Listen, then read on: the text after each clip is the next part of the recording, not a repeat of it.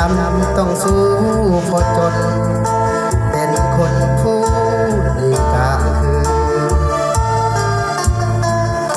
ยิ้มแย้มแจ่มใสบริการแก่ก็เพื่อเล่กับเงินก็จะได้มาสิมีไผหูข้างในคือหยาดน้ำตา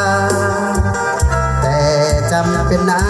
ำทางออกซอกปอดนี่ละชีวิต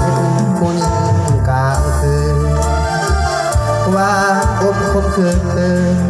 หาเงินด้วยความจำเป็นขายแต่เราอยากเข้าใจว่าขายแนวอื่นจากใจผู้หญิงกลางคืน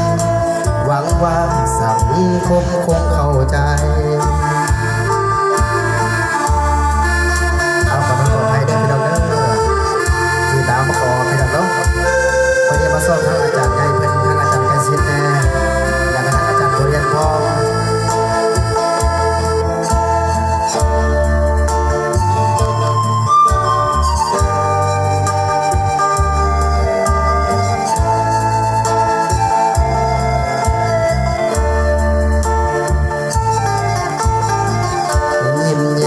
แจ่มใสบริการแขกก็เพื่อแลกกับเงินก็จะได้มาสิมีไผหูข้างในคือหยาดน้ำตาแต่จำเป็นน้ำทางออกซอกบอกมีนี่ละชีวิตผู้หญิงกลางคืนว่าอมความคืนหา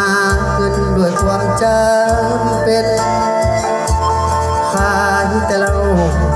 อยากเข้าใจว่าขาย